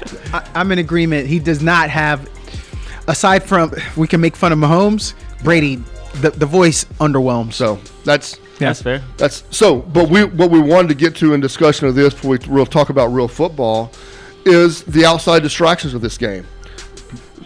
And that is the Taylor Swift factor. Yeah. There is no doubt that the pregame show, the 8 hours of pregame that NFL Network and then the 4 hours that CBS is going to have or whatever, we're going to see Flight Tracker, right? Yeah. Because she's got a show in Tokyo the night before. I didn't think about that. And she's got like 15 hours to make it from Tokyo back to Las Vegas. Yeah. We're definitely going to see a Flight Tracker. I would love to see that Flight Tracker. It's about is it like a 13? I'm here for the show. Exactly. I'm here for the show. Wait, this has never happened before. That size celebrity. We had Madonna and Dennis Rodman back during those years. Yeah. I'm trying to think when else this has happened. This is new, and we're in the social media age. Female viewership is up 53%. And in the age group of 12 to 17, that's up 24%. It's just growing. It just Yeah. We have to accept it. Oh, yeah, for sure. It just doesn't bother me during the telecast. It doesn't me either. They always show cutaways. Travis, if it wasn't Taylor in there, they'd just be showing the Kelsey's mom all the time. Thank you. Donna. Thank you. Donna. They would still be going to Travis. cutaway shots. Thank you, just because it's Taylor instead of mom. I appreciate that. It doesn't affect me in one bit. And I keep saying this. Do you guys? I know Mr. Oklahoma calls me the NBA guy. I even went back. DailyMail.com from 2021. Their lead was Beyonce cozies up to Jay-Z at the Brooklyn Nets basketball game after the star case showcased the same look and latest Instagram glamour shots. They're talking about her tube top, her shapely legs, and didn't even get to the basketball. Yeah. If you're a basketball fan, you got tired of seeing Beyonce and Jay-Z courtside 50 times a game. So, well, I want to hit on that. We got a caller, so we're going to jump into the phones real quick. Caller, you there? No, we lost him. Sorry about that. Caller, sorry. You just got to hold on. Man, sometimes we got stuff to say. I'm used to it, and it happens, and it helps. I'm glad you did that, because how many Laker games did we see Jack Nicholson 35 times a game on the screen? Billy Crystal at Clippers games. This is not really new. No, it's not. It's not new to me. The only thing I just have a problem with is people using it as a conspiracy, and that's what I have a problem with. I do too. Now you're taking away from what these guys have worked all year for. Yep. Right. What these guys have gave up blood, sweat, tears, time, sacrifice, and it's like you're gonna say it's a conspiracy theory. Right. Now, mind you, there is some crazy stuff happening out there. Like I've watched a couple of TikToks, and like Taylor Swift's the whole number 13 thing when it comes to what Super Bowl is this? 58. 58, yeah. 5 plus 8, Yeah. 13. She's linked Brock to- Purdy's number 13. 49ers 4 plus 9. 13. She's linked to the conspiracy of Biden and Trump, though. She's even in politics conspiracies too. Kinda shake. How many hours did it take to get to Tokyo to Las Vegas? 13. It is kind of crazy how all these numbers are kind of adding up. All right, let's try the phones again. Caller, you there? Yeah, now I'm here. Hey, Good morning. Superbowl man, how you doing? Pretty good. On this close to Super Bowl Sunday. Yeah. Well. Yeah, the big day is almost here. Yep. So I said, let me see who's favorite. I had no idea. So, but I seen Vegas had picked the 49ers. Uh-huh. I said, oh.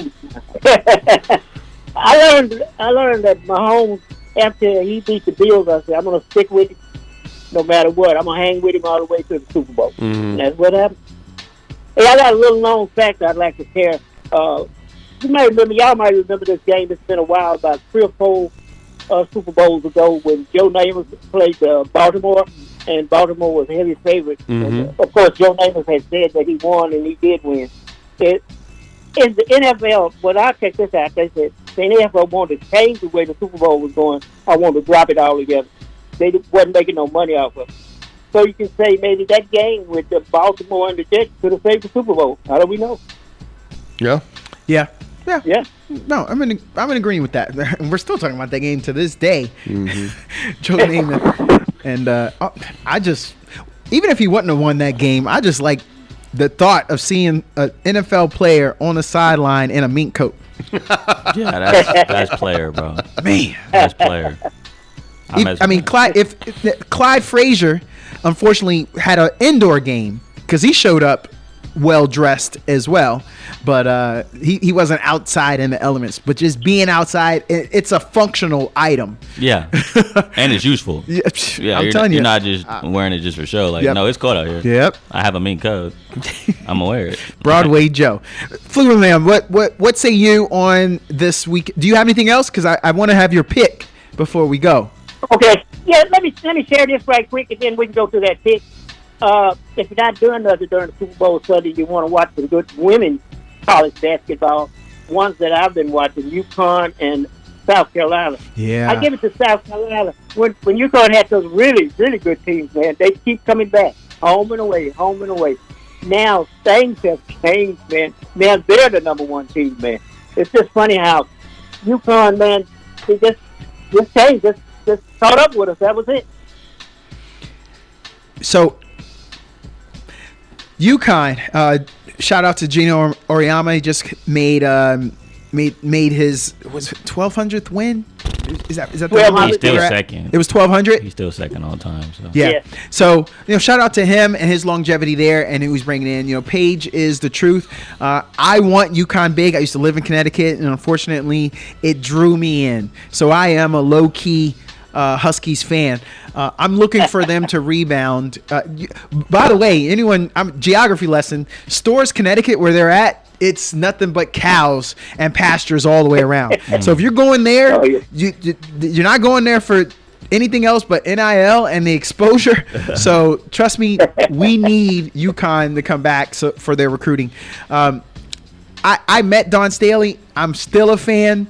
And I'm biased towards South Carolina, and I am riding with them. And Iowa's nipping at their heels, so we're getting set up for an amazing push. I'm for not March convinced Madness. with Iowa, bro. I'm not gonna lie to you. No. I watched them the other day against Maryland. By the way, Maryland has a chick that is, man, she can hoop. She really can. But watching Caitlin Clark, that was my first time watching a full Caitlin Clark game. Yeah. Like from start to finish. Impressions? Man, she can pass. Like the scoring, of course. Yeah. But her vision on the court is astronomically better than any other women's basketball player I've seen. Good word. Good word. Thank you. I had to catch up. But the reason why I'm not on Iowa, though, is because they depend too much on her. There's not another girl. Now, they do have a chick named Hannah that just dropped 47 points. Yeah. Now, she stepped up. But in that game against Maryland, she was absent. And so when you play against tougher competition, who is going to score the basket outside of Caitlin Clark after they did a boxing one? That's what Maryland did against them, which was very, very, very effective. That's how they got back into the game. And so when you start playing these different schools that have athletes just like Caitlin and her teammates, I mean, her teammates are like 5'5", 5'6" out there. Like it's a pretty bad roster if you really look at it.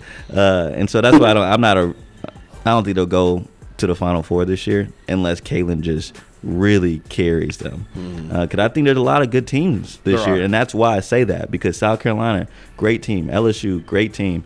Maryland, they took them all the way to the wire. Heck, Texas, great team. UConn, they all just talked about them. Yeah. Like, this season of women's college basketball, I think it's South Carolina and then everybody else, but that everybody else isn't that far behind. Right. And there's a big group of everybody else. Well, you said it, though, Flu Man. What Cory just said, though, if Hannah can continue to doing what she is, and now you got a two-headed monster at Iowa State, It's a big if. I think it could be different, because that was their undoing last year. That it was only really Caitlin. But if Hannah can do this, you don't just luckily drop 47. So No. I'm just kind of curious if she can do this again. Yeah, but like Cory was saying, with Maryland going to a box of one, Well, if Hannah stays hot from the outside, I just go to a triangle and 2. Oh yeah. I mean, because she's the only scoring threat. I Only. mean, when Caitlin drives and kicks out to her, Yes. she has so many wide open 3 looks. does. Yep. I didn't watch the Maryland game, but I watched a couple Saturdays ago. I watched an entire Iowa game too, and that's what struck me about it was Caitlin. Caitlin either shoots, Caitlin drives, and kicks to Hannah. Yep. That's it. That is their offensive game plan. It's pretty simple. Yeah. And I don't know why it's so effective because everyone knows it's coming. Exactly. But you just can't stop it.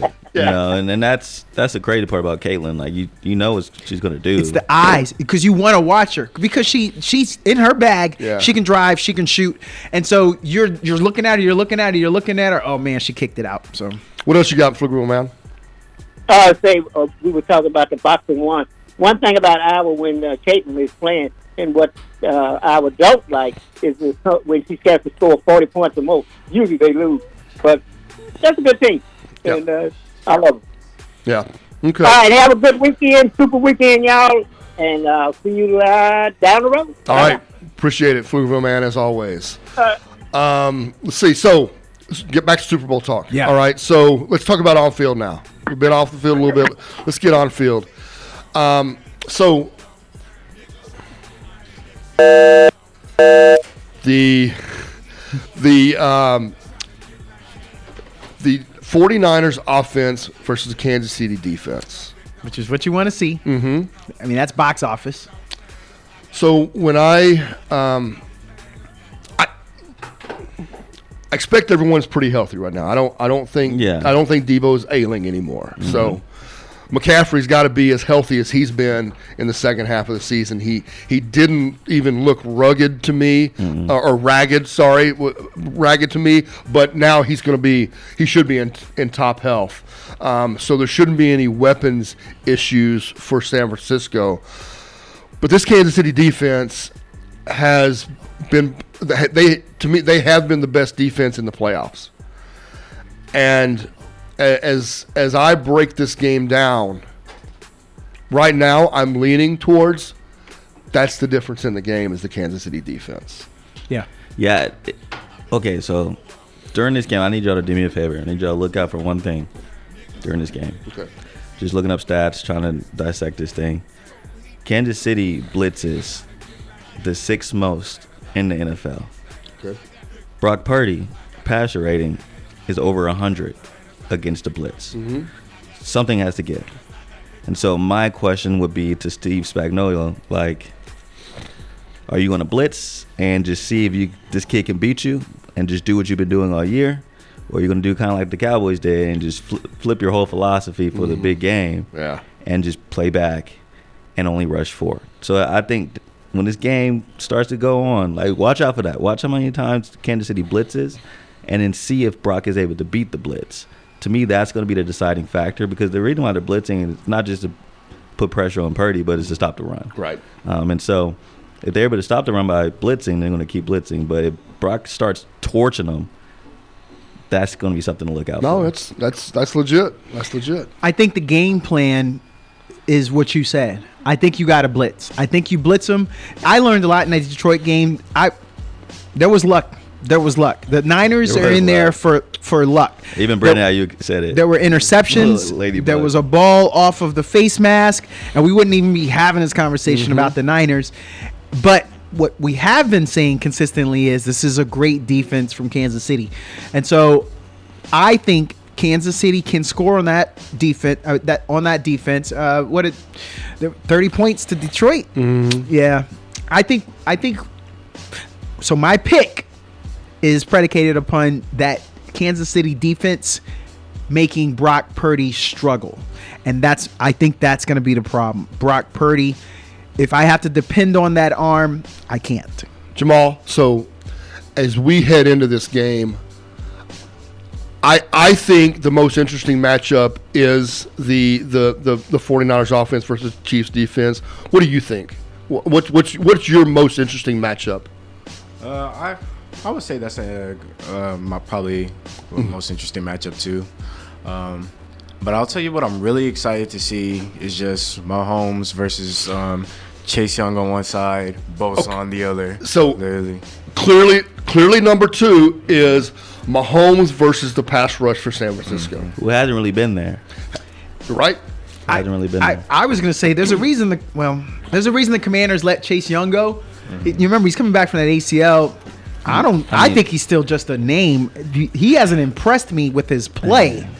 I'm not impressed. I agree. He has not been nearly as consistent as Bosa, certainly. Bosa had 2 sacks last game. And he's benefiting from the fact that Bosa's on the other side, Yes. and yet he's still not splashing the way we would expect. Yes, sir. Right? Yes, sir. That's it. So, but I do want, look. You know what I'm looking forward to? Yeah, go ahead. Warner versus Kelsey. Okay. Yeah. I mean, we're talking about the best coverage linebacker in the game. Well, I thought Laporta looked good against Warner. And exactly, and so like does Kelsey also Does Kelsey still have that? Like, look, even though Laporta's a rookie, it's clear Laporta's going to be a top 5 tight end for a number of years. Maybe right now. He probably is right now. Maybe right now. And while Kelsey is still I think he's target number 1 from Mahomes, right? Yeah. You would like to say that one of the outside receivers would be, but I just don't think right now that anybody is a number 1 over Kelsey. And so, can Warner upset the game plan of Kansas City enough to? Mahomes is 3-0 against San Francisco and averaging 37.7 points a game in those 3 games. That's what I was going to go to. That's crazy. I was going to ask you guys. Jordan Love went 21 of 34, 2 touchdowns against that defense. And when you look at what they did against Jared Goff, 25 of 41, 273. None of us are putting those guys in the same realm as Mahomes.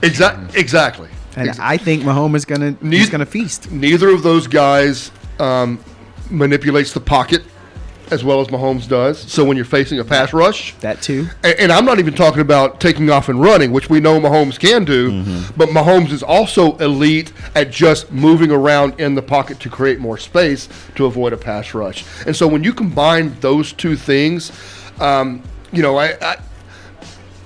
lean here is Kansas City for those 2. The Kansas City defense, I think, will be the best defense in the game.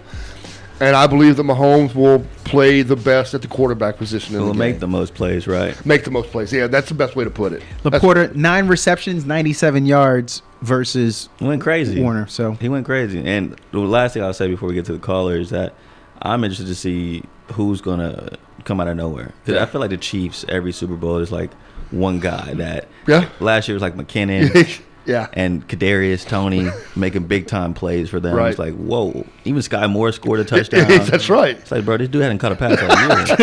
So who's still on gonna the team? Who's gonna be that kid? And what if Tony goes crazy in the Super Bowl? There's been a lot of heat around Tony for the past 2 months. I don't think he's gonna play. I think he's still hurt. No, he's not. He was practicing. Oh my God. All right, so we got a call waiting. Caller, you there? Yes. Yeah, go ahead. Yeah, this is Keith. How are you? Oh, hey, Keith, what's going on, man? Keith? Yeah. It's a couple of things, and hold on.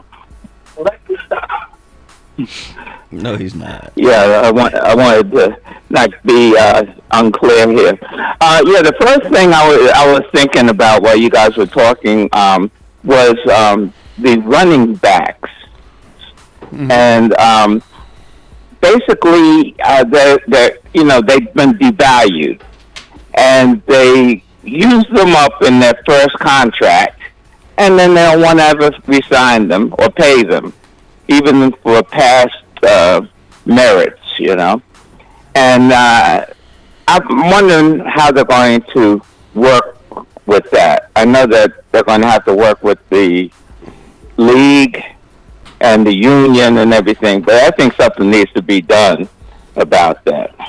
Well, I know one running back who's getting paid in this game. Who, Pacheco? Oh, you're talking about money-wise? Yeah, money-wise. CMC. CMC's getting paid. Yeah. So that's a good point. I appreciate you bringing that up. Aaron Jones went for 18 rushes, 108 yards against that San Francisco run. So Do we think that Clyde Edwards-Helaire and Pacheco. Pacheco runs hard? He better get hurt. I'm not hoping for that, but you better get hurt because they're gonna feed him. If Aaron Jones got 18 carries, Pacheco's at least, I'm putting him at 20 carries minimum in this game. So they won't be devalued in this game, but there is still a path to walk with how we're gonna value these running backs going forward. I think both. Yes. I think both these teams want to run the ball between 15 and 20 times at least in this game. Yeah. I mean, Well, I really think that that's where the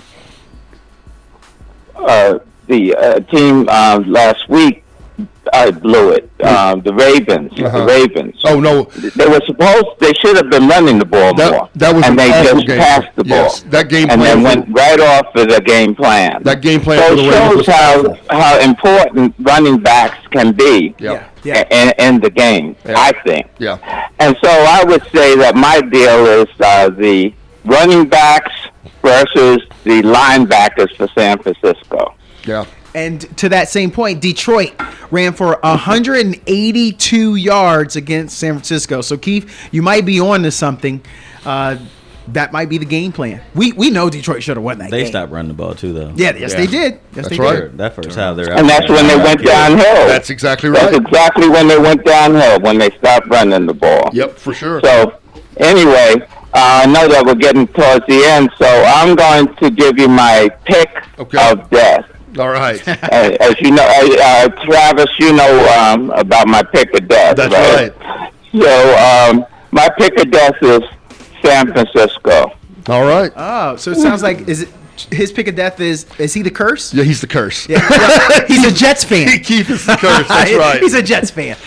All right, Keith, we appreciate it, man. All right, you'll have a good weekend. All right, we'll talk to you soon. And enjoy the game. All right, you too. Okay. Right. Let's go around the table. Who wants to start? I can start. All right. Okay. I'm done with betting against Patrick Mahomes, so Chiefs. And I, too, am not going against Patrick Mahomes. Chiefs. Jamal? I'm going to go 28-14 Chiefs. Just Whoa. because when the Niners played the Ravens, I think it was between the 19th. It was Christmas. So It's a blowout. I think Christmas. Brock Purdy's going to crumble this game. I'm not sure that Brock Purdy will crumble, but, and I alluded to this earlier, I'm done betting against Patrick Mahomes as well. Can't do it. Yeah. I think it will be a good football game. I expect, like I said, I expect the Chiefs' defense will eventually force a big turnover late in the game, and that if needed, the quarterback that I think will be clutch and get that game-winning drive is going to be Mahomes. Yeah. So I'm going Chiefs in this one. I can't wait. Cory, are you going to a party? You watching it by yourself? What's your working, plan? Oh, hardest working man in Austin. That's right. Travis, are you going to a party? Or are you going to do it at the? Undecided. I have watched the last several on my patio at home. Yeah. But it's supposed to be raining on Sunday. Yeah. And it's not as fun on the patio when it's raining. I mean, it's covered, but that's just not the same. Nope. So it's undecided right now. How about you? I'm going to be at the Casa. Wifey told the kids that we're getting pizza and wings. I thought we were just going to do one. Thought we were just going to just chomp on wings the whole time. But she said, nope, we're going to do pizza and wings. Oh, it's a party. Wow. I will All be right, a Jamal, lazy tick. last word for us. What you got? So let me rephrase. I don't think Brock Purdy's going to crumble, but I do think we're going to see the most rushing yards that Brock Purdy has ever had this game. Oh, Okay. That's the key. All right. Just like he did against the Lions. I've never seen him would, play like that. It wouldn't surprise me because he's going to need both quarterbacks are going to need to make a few plays with their legs. Yes. Like with that. Because there will be a play where Bosa and Chase Young both get loose, and Mahomes is going to have no choice except to get out of there and get upfield. Yeah. It's still the second and third ranked points for That's right. defense in the NFL. So All right, so we're running late again. Jamal, appreciate you sitting in. Thank you so much for having me. Marion, thank you for running the board, and Ms. Marla for the stint that she served as well. For Douglas and Cory and Travis, we'll see you back here next week, and we'll wrap this thing up and get into some NBA right here on the Fans View KAZI 88.7.